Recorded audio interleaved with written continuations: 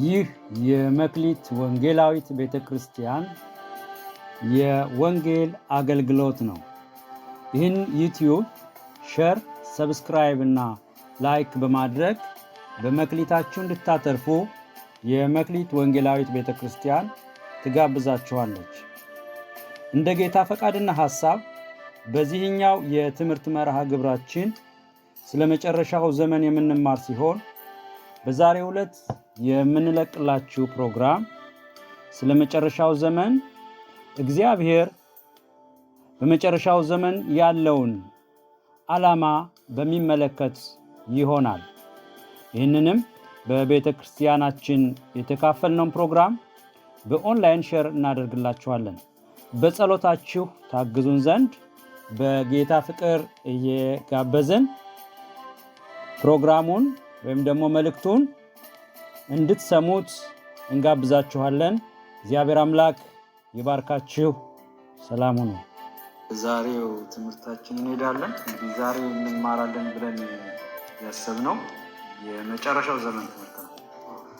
የመጨረሻው ልክ ነኝ አይደል? የመጨረሻው ዘመን ትምህርት ዛሬ እንጀምራለን ብለን ነጋግረናል እና ዛሬ እንጀምራለን። ክብር ለጌታ ይሁን። በተከታታይ ለመቅዳት እሞክራለሁ። እዛ ደግሞ ሸር ለማድረግ እንሞክራለን። ጌታ ይባረክ።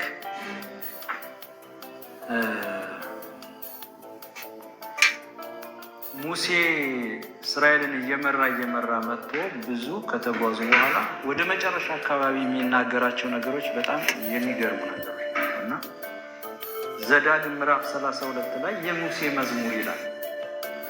ጉዞ ላይ ናቸው። ተስፋ ለመውረስ ከነበሩበት ባርነት ወጥተው ተስፋ ለመውረስ ጉዞ ላይ ናቸው እና 32 ላይ አዲሱ መደበኛ ትርጉም የሙሴ መዝሙር ብሎ ጽፎታል። ሙሴ የዘመረው መዝሙር ዘዳግም 32። እስኪ ዘዳግም 32 እናውጣና ቁጥር 28 እና 29 አንድ ሰው ቢያነበው። እኔ እዚህ ጋር ጽፌዋለሁ። በጣም ገረመኝ። ስለመጨረሻው ዘመን ሳስብ እዛ ጋር ያለው ቃል በጣም ውስጤን ነካኝ። ዘዳግም 32 ከ28 እስከ 29 ሁለቱ ቁጥሮች ሙሴ ከዘመረው መዝሙር ውስጥ ልቤን ተች አደረጉ ናቸው።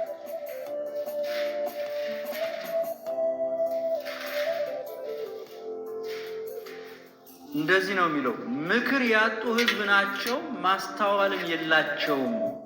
አእምሮ ቢኖራቸው ይህን ያስተውሉ ነበር ካለ በኋላ ምንድን ነው የሚለው?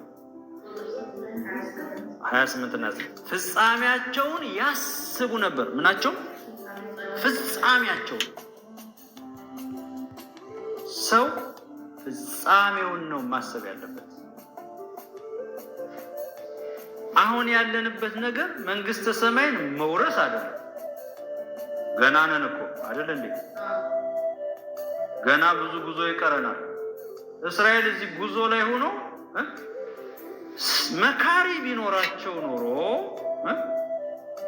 ማስተዋል ቢኖራቸው ኖሮ ካለ በኋላ ፍጻሜያቸውን ያስቡ ነበር።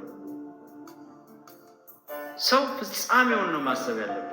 የዛሬውን ዳንኪራ አይደለም፣ የዛሬውን ዘፈን አይደለም። ማለቱ እስራኤል በምድረ በዳ የበሉትን መና አይደለም፣ ከግብፅ መውጣታቸውን ብቻ አይደለም፣ ባህር መከፈሉ ብቻ አይደለም።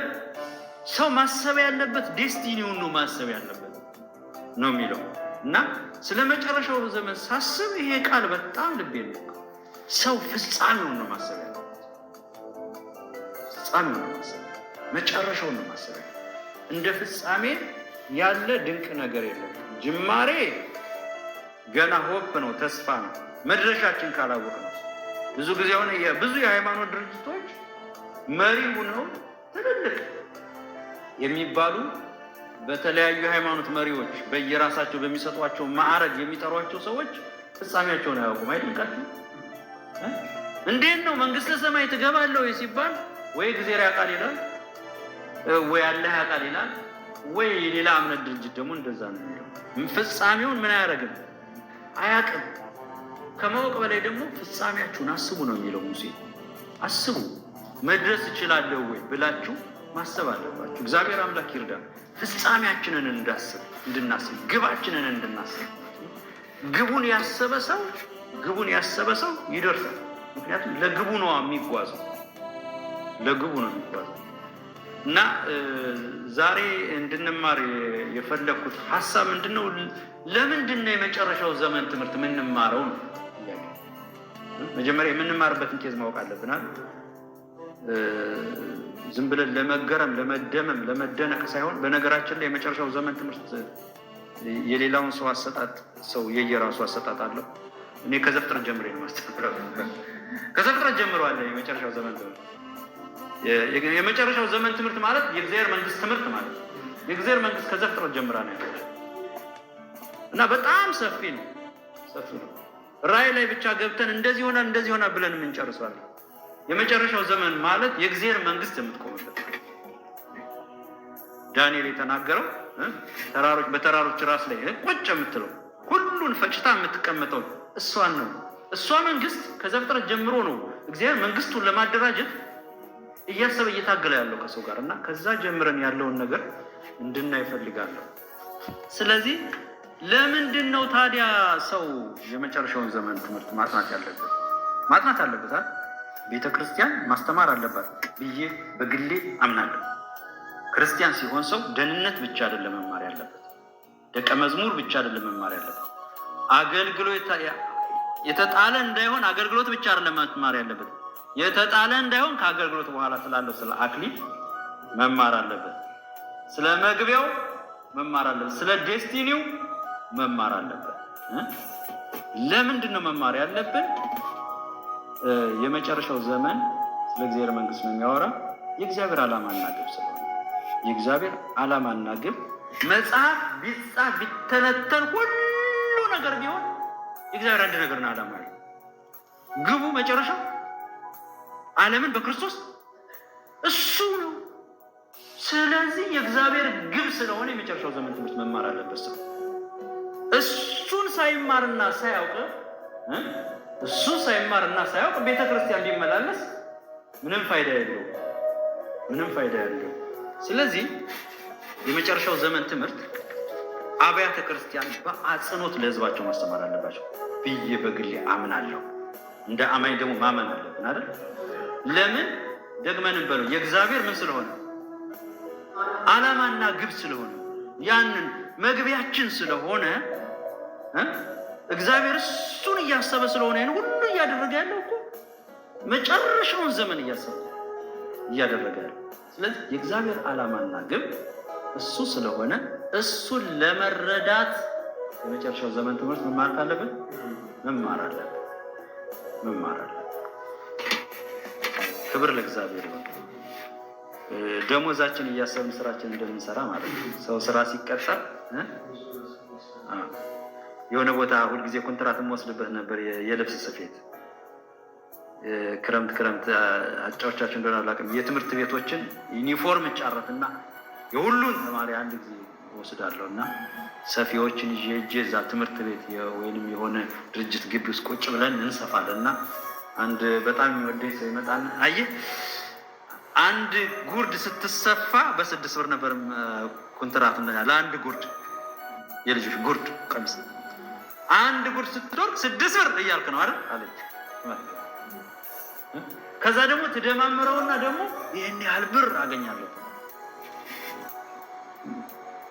እሱ እንደዛ ነው ያሰበው። እኔ ደግሞ በሌላ ደግሞ ላስበው እችላለሁ። ልጆች ጋር መዋል ነው ደግሞ በጣም ደስ ይለኝ ነበር። እነዛ ልብስ የሚሰፋላቸው ልጆች መጥተው ተሰብስበው ይሉ ነበር እኔ ጋር። ምን ልላችሁ ፈልጌ ነው፣ ደሞዛችንን እያሰብን እንደምንሰራ ፍጻሜያችንን እያሰብን ነው መጓዝ ያለብን። ቸርች ሰው ሲመጣ መጨረሻውን ካላሰበ ክፉ ሰው ነው። በነገራችን ሰፈሩን ሁሉ ያገሙትን ታስታውሳላችሁ? 2 ገሞራ አንስተው እነዛ ታስታውሱ? መና ሲወርድ አንዳንድ አንስ ተብሎ ዛሬ ስለሆነ የሚያስቡ ሰብስበው አመጡና ሙሴ በዛ ሰፈር ሲያል ሰፈሩ ሁሉ ነው ያለው። ማን ነው ሰብስቦ ያመጣ? እንደ ሰንበት ሊገባ ሲል ነው 2 አንስ የተባለ ያን ጊዜ ነው እግዚአብሔር የማያሸት ኬሚካል አድርጎ የሚልከው። አሁን የሚመጣው ፍሪ ኬሚካል ነው ወይም ቃል አልወጣበትም። ስለዚህ የሰኞ ዕለት ለሰኞ ነው የመጣው። ከሰዓት በኋላ ይሸታል እና ሰብስበው መጥተው ሰፈሩ ሁሉ ግም አደረጉት። ለምን? ዴስቲናቸውን አይደለም እያሰቡ ያሉት። ዛሬ የሚበላውን ቂጣ ነው የሚያስቡት። ዛሬ ከሚበላ ቂጣ ጌታ ያወጣል።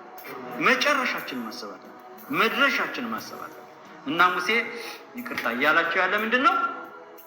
መካሪ ያለው ሰው፣ አእምሮ ያለው ሰው ምኑን ያያል? መጨረሻው ፍጻሜው፣ ስለፍጻሜው ነው የሚያስባል። ክብር ለጌታ ይሁን። እንድናስብ እግዚአብሔር ይርዳል። መጨረሻችን ስናስብ የእግዚአብሔርን ዓላማና ግብ እንረዳለን። አንዱ እንግዲህ ዋናው መጨረሻው ዘመን ትምህርት የምንማርበት ምክንያት ልናሰምርበት የፈለኩት የእግዚአብሔርን ዓላማና ግብ ለመረዳት ነው። እሺ ዛሬ እንግዲህ እንድናይ የፈለኩት ክፍል ኤፌሶን መጽሐፍ ከቁጥር 1 ጀምሬ ለማንበብ ልሞክር። እስከ ቁጥር 10 ድረስ ያለውን እናያለን። ኤፌሶን ምዕራፍ 1 በእግዚአብሔር ፈቃድ የኢየሱስ ክርስቶስ ሐዋርያ የሆነ ጳውሎስ በኤፌሶን ላሉ ቅዱሳን በክርስቶስ ኢየሱስ ላሉት ምዕመናን ከእግዚአብሔር ከአባታችን ከጌታም ከኢየሱስ ክርስቶስ ጸጋና ሰላም ለእናንተ ይሁን። በክርስቶስ በሰማያዊ ስፍራ በመንፈሳዊ በረከት ሁሉ የባረከን የጌታችን የኢየሱስ ክርስቶስ አምላክና አባት ይባረክ። ዓለም ሳይፈጠር በፊቱ ቅዱስና ነውር የሌለበት በፍቅር እንሆን ዘንድ በክርስቶስ መረጠን። በበጎ ፈቃዱ እንደወደደ በኢየሱስ ክርስቶስ ሥራ ለእርሱ ልጆች ልንሆን አስቀድሞ ወሰነ። በውድ ልጁም እንዲያው የሰጠን ጸጋ ክብር ይመሰገን ዘንድ ይህን አደረገ። በውድ ልጁ እንደ ጸጋው ባለጠግነት መጠን በደሙ የተደረገ ቤዛነታችንን አገኘን። እርሱም የበደላችን ስርየት ነው። ጸጋውንም በጥበብና አእምሮ ሁሉ አበዛልን። በክርስቶስ ለማድረግ እንደወደደ እንደ ሐሳቡ የፈቃዱንም ምስጢር አስታውቆናልና በዘመን ፍጻሜ ይደረግ ዘንድ ያለው ሐሳቡም ሲል በሰማይና በምድር ያለውን ሁሉ ምን ለማድረግ ነው? በክርስቶስ ለመጠቅለል ነው። ሰው ይሄን ማወቅ መቻል አለበት። የእግዚአብሔር ዓላማ ምንድን ነው ብንል፣ እግዚአብሔር ወይ በሰው ላይ ያለ አጀንዳ ምንድን ነው? በምድር ላይ ያለ አጀንዳ ምንድን ነው እንለው፣ በሰማይ ያለውን በምድር ያለውን ሁሉን በማን መጠቅለል? በክርስቶስ መጠቅለል። ሰው ይህንን ሊያውቅ ይገባል። ክርስቲያን ይህን ሊረዳ ይገባል። የቸርች መምጣታችን ዓላማ ከሚጠቀለሉት ውስጥ አብረን ለመጠቅለል ነው። ክብር ለእግዚአብሔር። ይህንን ያላወቀ ክርስቲያን ቤተ ክርስቲያን ቢመጣ መባ ቢሰጥ፣ አስራት ቢሰጥ፣ ቢያገለግል፣ ጾም ጸሎት ቢይዝ፣ የፈለገውን ነገር ቢያደርግ መድረሻውን ካላወቀ ከንቱ ነው የሚሆንበት። ስለዚህ ቤተ ክርስቲያን አጥብቃ ያውም በዚህ በመጨረሻው ዘመን ያውም ዘመን ባለቀበት በዚህ ዘመን ስለመጨረሻው ዘመን ለምዕመኖቿ የሚገባ ትምህርት መስጠት። አንዱ መልእክታችን ዛሬ የምናስተላልፈው ምናልባት ሸር ከተደረገ ይሄ መልእክታችን ለአብያተ ክርስቲያን ጭምር። ክብር ለእግዚአብሔር። በአጽንኦት ልናስታውሳቸው የምንፈልገው ነገር ምንድን ነው? ለምዕመኖቻችሁ ስለመጨረሻው ዘመን አጥብቃችሁ ምን አድርጉ? አስተምሩ። ለምን? ሊያውቁ ይገባቸዋል። የሚደርሱበትን ማወቅ አለባቸው። ሙሴ መካሪ የሌለው ሰው፣ አእምሮ የሌለው ሰው ፍጻሜውን አያስብም ነው። ስለዚህ አእምሮ ካላችሁ ፍጻሜያችሁን አስቡ አላቸው። ፍጻሜውን ለሰው ሊነገረው ይገባል። በር በማጠፊያ ላይ እንደሚመላለስ የሚል እግዚአብሔር ቃል። ማጠፊያ ስንት ዓመት ነው የዚህ በር ማጠፊያ እዚህ ያለ? ስፍራውን ይለካል? አይለቅም። ሁል ጊዜ ይሄ ቤት ከተሰራ ጀምሮ ይዘረጋል፣ ይታጠፋል፣ ሰው ያስገባል፣ ሰው ያስወጣል። ከዛ ህይወት ጌታ ያወጣል። በቤተ ክርስቲያን ዝም ብሎ መውጣት፣ መግባት፣ መሄድ፣ መምጣት። እዛኛውም ስንሳለም ነበር፣ እዚህኛውም ስንሳለም፣ እዛኛውም ስንሰግድ ነበር፣ እዚህኛውም እየሰገድ መሄድ፣ ጉንጭን ማልፋት፣ ምን የሌለው ህይወት የሌለው ፕሮግራም የሌለው። እግዚአብሔር የፕሮግራም አምላክ ነው። ክብር ለእግዚአብሔር ይሁን። እግዚአብሔር የምን አምላክ ነው? ሲፈጥር እንኳን ይህች ምድር በፕሮግራም ነው የፈጠራት። የመጀመሪያ ቀን፣ ሁለተኛ ቀን፣ ሶስተኛ ቀን፣ አራተኛ ቀን፣ አምስተኛ ቀን፣ ስድስተኛ ቀን ብሎ በሰባተኛው ቀን ሲጨርስ አረፈ። አሁን የወንጌል ስራ የሚጨርስበት ጊዜ አለ። ክብር ለእግዚአብሔር። የሆነ ሰዓት ላይ ምን ያደርጋል? ይጨርሳል። ቤተ ክርስቲያን ምን ትላለች? ትነጠቃለች። እንደዛ ነው የምንለው። ትነጠቃለች። የሞቱት ሁሉ ይነሳሉ። ዓለም በክርስቶስ ምን ትላለች? ትጠቀልላለች። ይህንን ክርስቲያን በነፍሱ ውስጥ ማወቅ አለበት። በነፍሱ ይህንን ካወቀ ዝግጁ ይሆናል። ጌታ መቼ እንደሚመጣ አታውቅም። ጌታን ብልጥ ነው፣ መምጫ ቀኑን አልተናገረም። እንግዲህ ጌታ ይባርከው እንዳለው ጌታ የተባረከ ነው። በመምጫ ቀኑን አልነገረም። ለምን? ሁል ጊዜ የተዘጋጀን እንድንሆን፣ ሁል ጊዜ የተዘጋጀን ክርስቲያን እናውቃለን። ጌታ በድንገት ሊመጣ ይችላል። ዓላማው ዓለምን በክርስቶስ መጠቅለል ነው። በጴጥሮስ መጽሐፍ ላይ ነው አይደለ? ንስሐ እንዲገቡ ነው የሚታገሰው።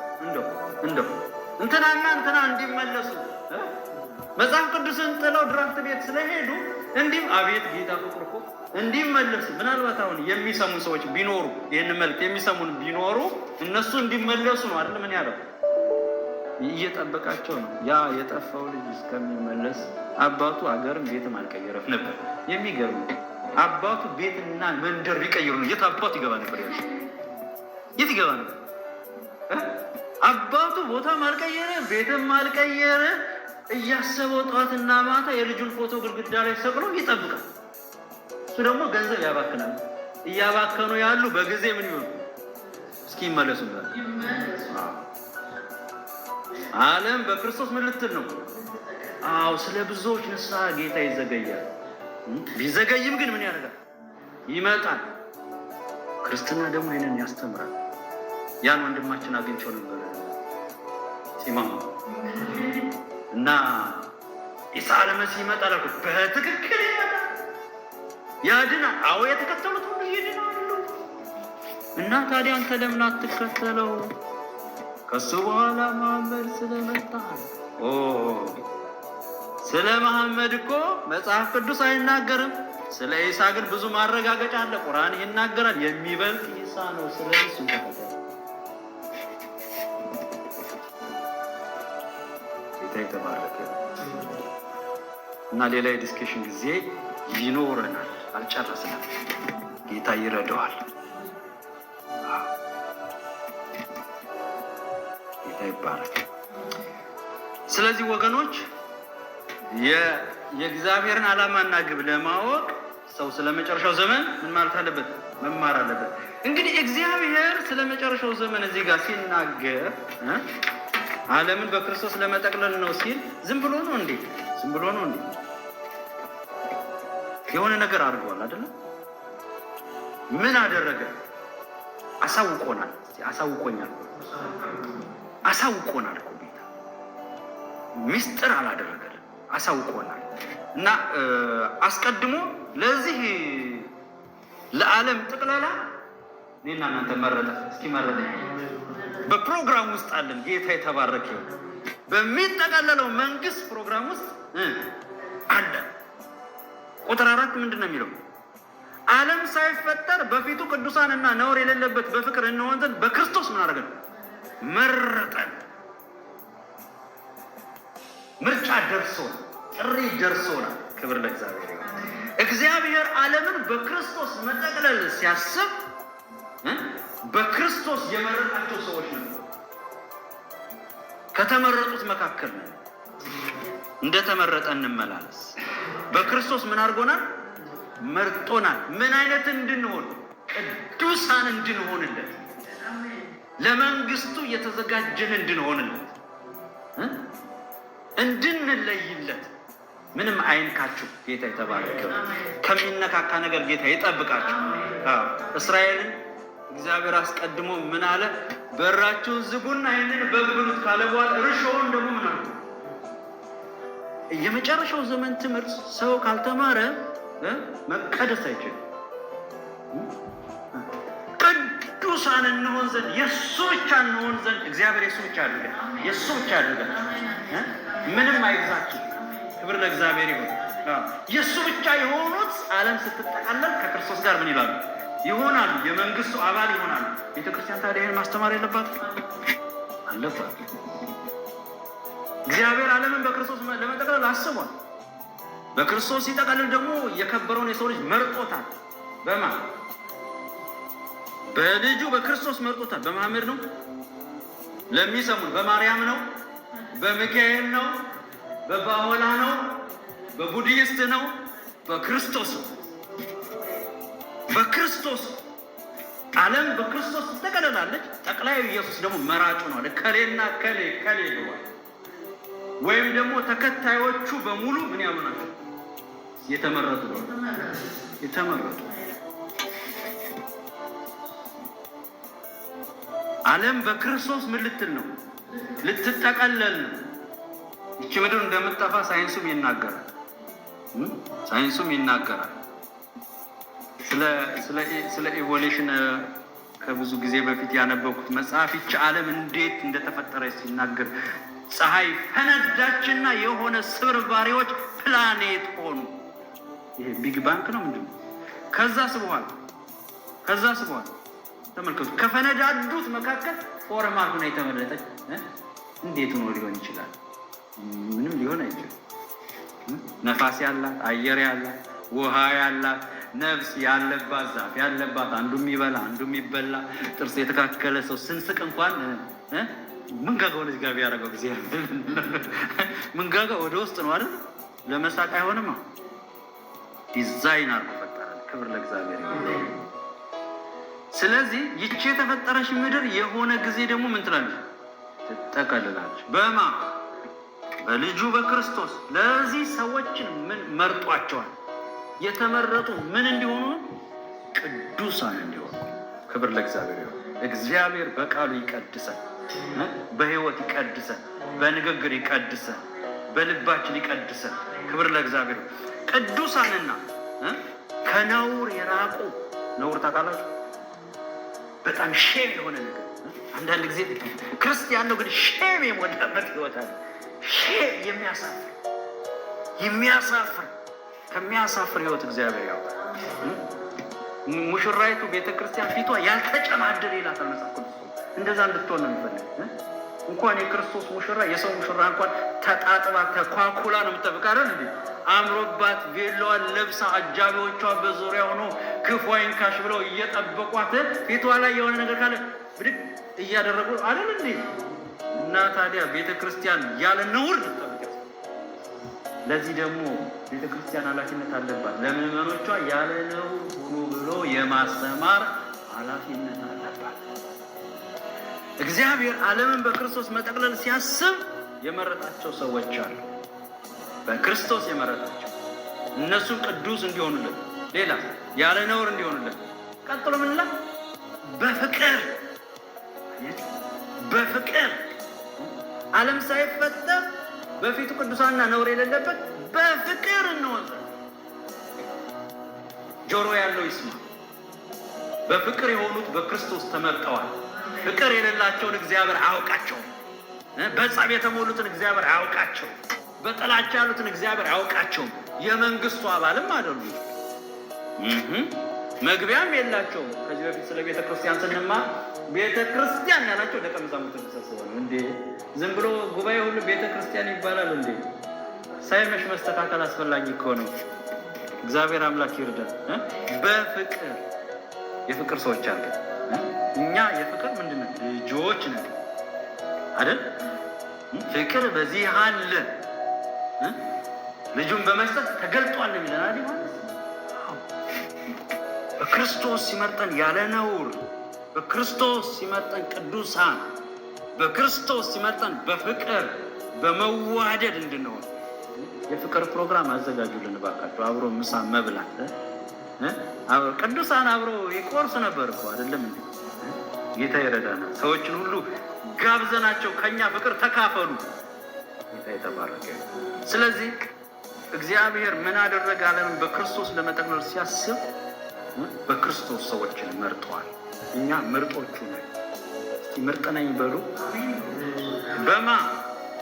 በክርስቶስ የተመረጥነን፣ ለመንግስቱ የታጨን። ከዛ እንደዚህ አላቸው፣ እንደዚህ አለ፣ ልጆቹ ደግሞ አደረገን። ይህ ቀጥሎ በጣም የሚገርም እኮ ነው። መረጠንና መረጠ ቅዱሳን እንሆናለን። የእኛ ኃላፊነት መቀደስ ነው። ለወሬ የሌለበት እንሆናለን፣ በፍቅር እንሆናለን። ከዛ ልጆቹ ቁጥር 5 ምንድን ነው የሚለው? በበጎ ፈቃዱ እንደወደደ በኢየሱስ ክርስቶስ ስራ ለእርሱ ልጆች ልንሆን አስቀድሞ ወሰን ተወስኖ።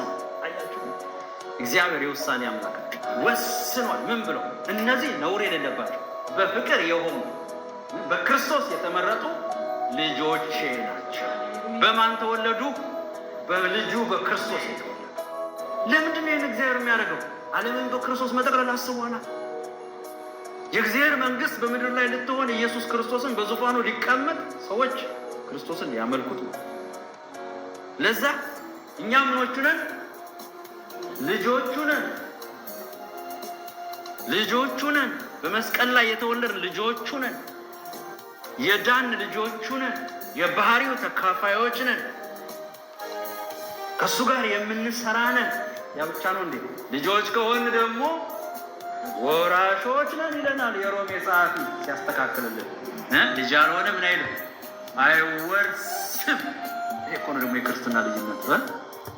ሌላ ሁሉ ሲያመልክ፣ ሌላ ሁሉ ሲፈራ፣ እኔ ልጅ ነኝ። ጌታ የተባረከ ይሁን። እንዴት ልጅ አባቱ ይባል? ያመልከዋል እንጂ ይስመዋል እንጂ ይጠጋገዋል እንጂ። ክብር ለእግዚአብሔር ይሁን። ይሄ እኮ ክርስትና ለየት የሚያደርገው በክርስቶስ ምን መሆናችን ነው? ልጆች። ይሄ የልጅ ነገር ቀላል አይደለም። እግዚአብሔርም ያውቃል። የሚወርስ ልጅ ነው አይደለም? መንግስት ሰማይ ለመውረስ እኮ ምን ያስፈልጋል? ልጅ መሆን ያስፈልጋል። በማርያም ልጅ መሆን ነው ወይስ? ይቅርታ፣ እሷ እንግዲህ የተቀደሰች ናት። እንወዳታለን፣ እህታችን ናት። ጌታ የተባረከ ይሁን። የእግዚአብሔር ማደሪያ ናት፣ የከበረች ናት። ነገር ግን በክርስቶስ ልጅነት ነው ምን የሚባለው? የሚወረሰው። በመስቀሉ በመወለድ ነው፣ በደሙ በመገዛት ነው። እግዚአብሔር ልጆቼ የሚላቸው ጌታን የተቀበሉት ነው። የተቀበሉት ሁሉ በስሙ ለሚያምኑ ለእነርሱ የእግዚአብሔር ልጆች ሆኑ ዘንድ ምን ሰጣቸው? የልጅነት ስልጣን ማለት የመውረስ ስልጣን። ጌታ የተባረከ። የእግዚአብሔር መንግስት የመውረስ ስልጣን። ልጅ ያጠፋሉ፣ ያው እናጠፋለን፣ እንወድቃለን፣ እንነሳለን፣ እንወድቃለን፣ ከዛ ደግሞ እንነሳለን። ልጆች ኃጢአትን እንዳትሰሩ ልጆች ነው ያላቸው እዛ ላይ ዮሐንስ። ኃጢአትን የምትሰሩ ግን ከአብ ዘንድ የሆነ ጠበቃ አለ፣ ተዋቸው የሚል አባት አለ። ክብር ለእግዚአብሔር። አጥፍተዋል፣ ግን ተዋቸው አባባ ተዋቸው የሚል ከአብ ዘንድ የሆነ ጠበቃ አለ። ስለዚህ አትፍሩ፣ ግን አትፍሩ። ኃጢአት እኮ ማንሰራ ጌታን ስለምንወደው ነው። ስለምንወደው ነው አባታችን ምንቀደስልን። የእሱ ብቻ አይደለም እንዴ? የእሱ ብቻ አይደለም። ጌታ እኮ ደስ የሚለው በዛ ነው። ፈርተነው ምናምን ሊቀስፈን ምናምን ሳይሆን የእሱ ብቻ ስለምንሆን፣ የእሱ ስለሆንኩ፣ ባህሪ ስለሆነ። እስቲ አሜን። ልጆቹ አደረገ በክርስቶስ። የቤት ባለቤቶቹ አደረገን። በዛ እኮ ስፍራ አዘጋጅላቸዋለሁ ያለ በየቤት ቁጥራችን ስማችን የተጻፈው እኮ ምን ስለሆነ ነው? ለልጄ የኛው ቤት፣ ለእንትናኛው ልጄ ደግሞ የኛው ቤት። ከኢትዮጵያ ለሚመጣው ከአሜሪካም ለሚመጣው በንጥቀት ቀን በተለያየ ቦታ ነው መቼም የምንነሳ። ዝርዝር አስቀምጦ እዛ ላይ የቤት ቁጥር አለ። ክብር ለእግዚአብሔር ይሁን ተብሏል አልተባለም? በዛ ብዙ መኖር ያለ ተብሏል። ምንም ሸልተር ባያስፈልገው፣ ምክንያት ብርድ የለው ምን የለው፣ እሱ ብርሃን ሆኖ የምንኖርበት ቢሆንም የመንፈስ ቤት ግን ጌታ የተባረከ ይሁን ልጆቹ አደረገ። ስለዚህ የሚሰማን ሁሉ ወደ እግዚአብሔር መንግስት ለመግባት ምን ማድረግ ነው ያለበት? ልጅ መሆን ነው ያለበት።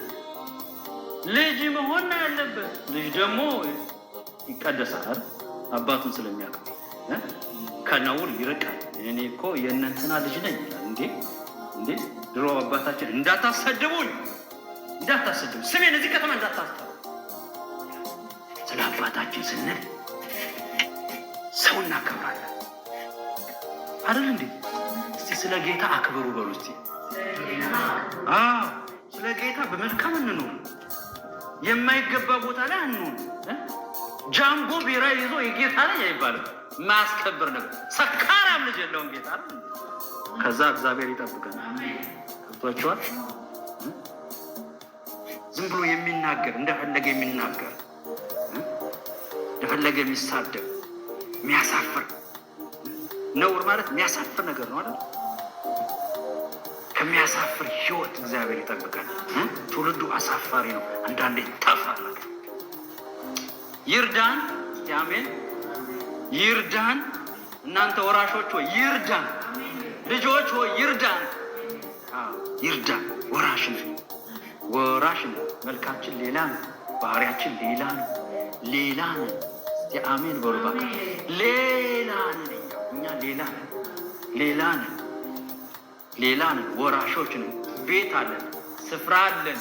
የምድር ነገር አያሳሳንም። ያሳሳናል። አንዳንዴ ስትጸልዩ በሆነ ድብ ቆይታችሁ ስትጸልዩ አትውጡ አይላችሁም? ውስጣችሁ ቀጥል መውጣት እኮ ይከብዳል። ከእንደዚህ አይነት በረከት እንዴት ከሰማይ በረከት መውጣት ይቻላል? ክብር ለእግዚአብሔር ይሁን። ስለዚህ ወራሾች ነን። ምን አደረገን ይላል? ልጆቹ አደረገ። ምን ለማድረግ ስላሰበ ነው? ዓለምን መጠቅለል ስላሰበ ሲጠቃለል ሙሉ እኛ ልጆች ነን። ክብር ለእግዚአብሔር ይሁን። የሚረሳ ልጅ የለም። ሰሜን እያለሁ አንድ ጊዜ በጣም ኃይለኛ ተኩስ ዱዱዱዱ ብሎ በተራራው ይተኮሳል እና የሆነ የከተማችን አዛዥ ነው ለካ ሽፍታዎች መጥተዋል። የሮጥ መኪና ውስጥ ሲገባ ልጆቹን በሙሉ መኪና ውስጥ ከተማ አንዲት ልጅ ረስቶ፣ አንቺ ደግሞ ምን ነሽ? ጌታ ግን አይረሳም። ክብር ለእግዚአብሔር ይሁን። ልጆቹ ነና በንጥቀት ቀን ይረሳናል። አትርሳን አባ አይረሳንም። ክብር ለጌታ ይሁን። ስለዚህ ልጆቹ አደረገን። ልጆች ከሆነ ደግሞ ምን እያልን ነው? ወራሾች ነን። ጆሮ ያለው ይስማ። መንግስተ ሰማይን ለመውረስ ልጅ መሆን አስፈላጊ ነው። ከነዓን ለመግባት ከሙሴ ጋር የወጣ የእስራኤል ዘር መሆን መቻል አለበት። ክብር ለኢየሱስ ይሁን። ይህም ብቻ ብሎ ነው ዝም ያለው? ለምንድን ነው ይህን የምናረግ ስንል እንድናመሰግነው፣ እንዲመሰገን ይፈልጋል። በውድ ልጁም እንዲያው የሰጠን የጸጋው ክብር ይመሰገን ዘንድ ይህን አደረገ። ይህን ያደረገው ይመሰገን ዘንድ ነው። ባለፈው ስለ ቤተ ክርስቲያን አሁንም ስንማር ላስታውሳችሁ። የቤተ ክርስቲያን ስራዋ ምንድን ነው? ማመስገን ነው፣ አምልኮ ነው። ስራ አላት ቤተ ክርስቲያን። 3 ነው ስራዋ ብለናል። አምልኮ፣ ሰዎችን ማሳደግ፣ ወንጌል መስበክ ነው። ስለዚህ እንዲመሰገን ነው፣ እንዲመለክ ነው፣ እንዲከበር ነው። በዚህ ስንሰበሰብ ምን ለማድረግ ነው? እሱ ለማክበር ነው፣ ለማመስገን ነው። ክብር ለጌታ ይሁን። ስለዚህ ምስጋና ይድረሰው። ምን ስላደረገን? ስላዳነ፣ ስለፈወሰ፣ ስላስመለጠን ስሙ የተባረከ። ሌላው ጌታ ምንድን ነው ያደረገው? በበደላችን ይቅር አለን። በውድ ልጁ እንደ ጸጋው ባለጠግነት መጠን በደሙ የተደረገ ቤዛነትን ምን አረኝ? አገኘ። እርሱም የበደላችን ምንድን ነው? ለምን? ልጆቹ ስለሆነ። ዓለምን በክርስቶስ ለመጠቅለል በደል የሌለበት ነው መገኘት። እግዚአብሔር ዓለምን በክርስቶስ እጠቀልላለሁ ብሎ ዝም አይደለም ያለው። ያደረጋቸው ነገሮች አሉ። የከፈለባቸው ዋጋዎች አሉ። መረጠ፣ ከዛስ ልጆቹ አደረግን፣ ከዛስ ቤተክርስቲያን እንድታመልክ ደግሞ አምልኩኛ፣ ከዛስ በደላችን ከኛ አስወገደ፣ ይቅር አለን። በይቅርታ በእግዚአብሔር ፊት እንድንሆን፣ እንድናመልከው፣ እንድናመሰግነው በምድር ላይ ሲመለከት ምድርን ለማጥፋት እንደው ቢያስብ እንኳን እግዚአብሔር ይቅር ያላቸው ልጆቹ አሉ። ጌታ የተባረከ። በምህረት አሰበ። ምህረት ያገኘ ትውልድ ያስፈልገዋል። ምን ለመሆን? ለመጠቅለል። ጌታ የተባረከ። ኃጢአቱ የተረሳችለት ዘማሪ ምስጉን ነው። ኃጢአቱ አልታሰበችም። ምስጉኖች አደረጋቸው። ምስጉኖች አደረጋቸው። የተመሰገነ ትውልድ አደረገ። እግዚአብሔር ዓለምን በክርስቶስ ጥቂት ነገር ተናግሬ ጨርሳል። ቁጥር 8 ምንድን ነው የሚለው? ማንም ያለው እስቲ ቁጥር 8 ነው የሚለው። ጸጋውን በጥበብና በአምልኮ አበዛልን፣ ይብዛላቸው።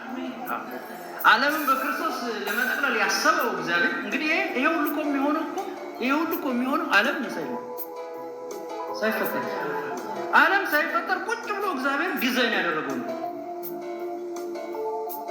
ስለ ሥላሴ የራሴ አስተምሮ አካሄዳለሁ። እግዚአብሔር ፕላን አውጪ ነው ማለት ነው። ቃል ደግሞ ኢየሱስ ክርስቶስ ፈጻሚ ነው። እሱ አርቱን ይሰራል። አብ ወልድ ደግሞ ይሄድና ይገነባል። መንፈስ ቅዱስ ፊኒሽንግ ይሰራል። ወይ ቀለም ይቀባል ወይ ምን ይልቅ አይደለም እንዴ? አብ አሰበው። ደህንነትም የእንደዛ ስራ ታውቃላችሁ። የሥላሴ ስራ አብ አሰበው። አስቀድሞ አብ አሰበ፣ ወሰነ። ከዛ ማን ተላከተ? ልጁ መንፈስ ቃል ኢየሱስ ክርስቶስ መጣና ገዛ፣ አዳነ፣ መረጠ። ከዛ መንፈስ ቅዱስ መጣና ደግሞ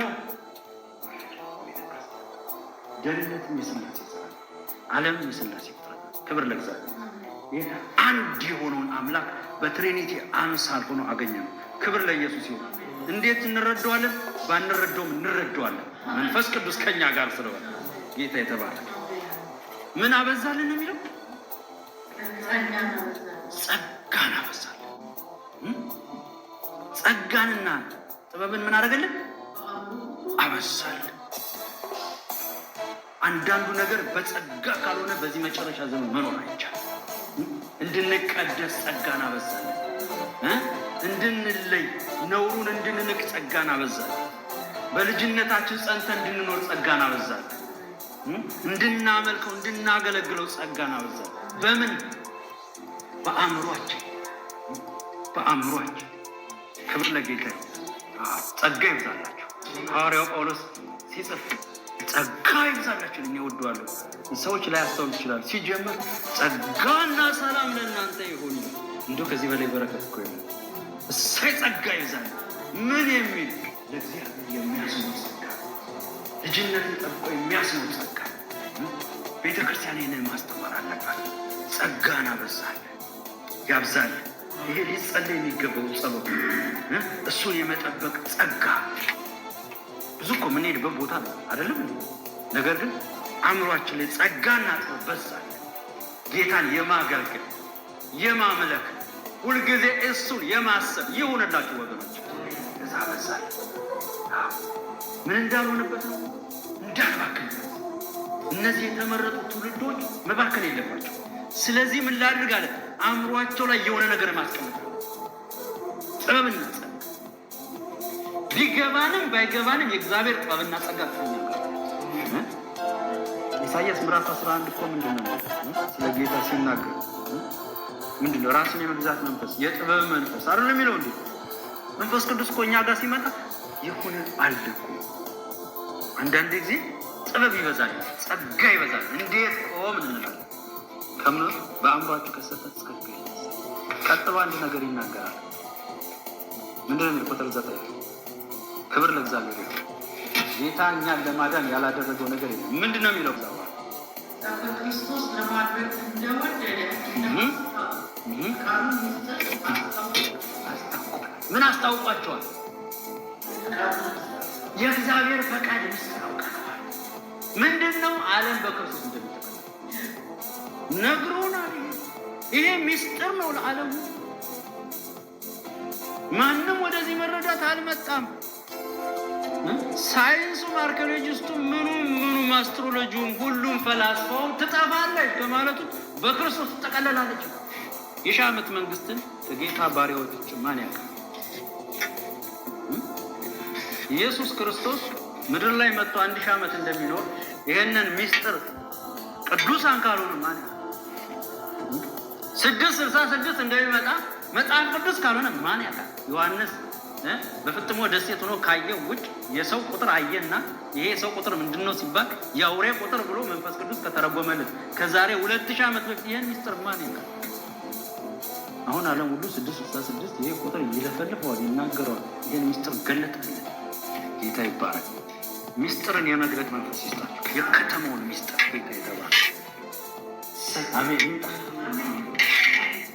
አንድ ወንድም አለ ተስፋዬ ይባላል። ኢትዮጵያ እያሉ ድሮ በጣም የተባረከው የሆነ ከተማ ሲገባ አገልጋይ የከተማውን መንፈስ አቆ ከዛ ቁጭ ብለን ስንጫወት እችን ከተማ ታውቃታለህ? እዚህ ከተማ እንዲህ አይነት መንፈስ አቆ እስቲ አስረዳኝ ስለው አንደኛ ይሄ ነው፣ ሁለተኛ ይሄ ነው፣ ሶስተኛ ይሄ ነው ብሎ ያስረዳል። ይሄ ምስጣችሁ ምስጢርን ማወቅ መረዳት፣ የሰዓቱን መንፈስ መረዳት ጌታ ይባላል። እና ምስጢርን ሁሉ ምን አደረገልን? አስታወቀን። የምጽአቱን ምስጢር አስታወቀን። የመጨረሻውን ዘመን ምስጢር አስታወቀን። ወገኖች ሰማያዊውን ምስጢር አስታወቀን። የሚታየውን የማይታየውን አሳወቀን። ጅማሬና ፍጻሜን አሳወቀን። የዚችን ዓለም ፍጻሜ አሳወቀን። ምንትየው ህንፃ ሲፈነዳ ታስታውሳለች? የአሜሪካው እና ያኔ ጎረምሳ አገልጋይ የሆነ ልጅ ጸልይለት ጀስ ጸልይለት ይሞታል አለ። ጌታው ልጅ ይሞታል ብሎ አልናገርም። እዛ አብሮኝ ያለው ልጅ እንውጣ አልኩት። ልጁ ይሞታል ንገራቸው አልነግራቸው ለእኔ እንጂ ያለኝ ለእነሱ አለ። ከዛ ስንወጣ ደግሞ አሜሪካ ላይ ጦርነት ይነሳል። ሰላም ሆነ። ከዛ ለዛ እንዴ አሜሪካ ደግሞ ጦርነት ይሆናል። የምን እኔም ነበር 40 ቀን እየዘጋልን እንጸልይበት ጊዜ ጌታ ይናገራል። ክብር ለእግዚአብሔር። ሁለተኛው ነው በሶስተኛው ቀን መንትያው ህንፃ እግዚአብሔር ምስጢርን ይገልጣል። አልጸለይኩኝ ስለ አሜሪካ ማንሳት አሜሪካን ያክል ሴኪዩር የሆነ ሀገር ይህ ከጌታ ጋር እግዚአብሔር ግን ምስጢርን ይገልጥላል። ወገኖች ቅዱሳን የእግዚአብሔር ባሪያዎች እግዚአብሔር ዓለምን በክርስቶስ ይጠቅልላል። ለምንድን ነው የመጨረሻው ዘመን የምንማረው? እግዚአብሔርን ዓላማና ማወቅ ስላለ መረዳት ስላለ እግዚአብሔር በመጀመሪያ ቀን ዓለምን ፈጠረ ጀምሮ ደግሞ ምን ያደርጋል? ይጨርስ። ክብር ለእግዚአብሔር። ይሄን እናውቅ ዘንድ ስለ መጨረሻው ዘመን ቤተክርስቲያን ማስተማራል። እኛ ደግሞ ማንም ሆነን አይደለም ምስጢር የምናውቀው። የዓለምን ምን መረጠ ነው የሚለው ምናምንቴዎች፣ ደካማዎች። እኔ ይገርመኛል እግዚአብሔር ብዙ ጊዜ ምርጫው በጣም በመጽሐፍ ቅዱስ ከዘፍጥረት ጀምሮ ስትል ታናሹን መረጠ፣ እረኛውን መረጠ፣ የታሰረውን መረጠ። እንደዛ የሚገርም ነገር እኮ ነው። የአህያ ውርንጭላዋን መረጠ፣ እናቷን አልመረጠም። በቃ እኔ ሰው ይታበይበታል። አያችሁ፣ ጌታ ተቸገረ በሰው ትምህርት። እግዚአብሔር ከትዕቢት ይጠብቃል። ጌታ ምስጢርን እንዲገልጽላችሁ ትሑታን ነው፣ ለትሑታን ጸጋ ነው ያደርጋል። መጨረሻው ዘመን ደግሞ አውሬው የቀረበ ስለሆነ ትዕቢተኛ ይሆናል። ክብር ለኢየሱስ ይሁን። ለምንድን ነው የምንማረው የመጨረሻው ዘመን ትምህርት? የእግዚአብሔርን ዓላማና ግብ። ጌታ ይባርከን ይባርካችሁ። እንጸልይና እንጨርስ። እናመሰግናለን አምላካችን እግዚአብሔር፣ ስለዚህ ጊዜ እናከብርሃለን። ክብር ላንተ ይሁን፣ ክብር ላንተ ይሁን። ይህን ትምህርት ደግሞ ስለገለጥክልን፣ ስላስረዳህ፣ ስለሰጠን ስም ይባረክ። በእውነት ጌታ እግዚአብሔር ሆይ ይህንን ትምህርት በየትም ቦታ ሆነው ድንገት ሸር ተደርጎላቸው የሚሰሙ ሁሉ ጌታ እግዚአብሔር ሆይ ከምስጢር ተካፋይ እንዲሆኑ ጸልያለሁ። አንተ መንገድ ነህ፣ አንተ ሕይወት ነህ። ዓለምን በክርስቶስ ትጠቀልላለህ። ሰዎችን በክርስቶስ ትመርጣለህ።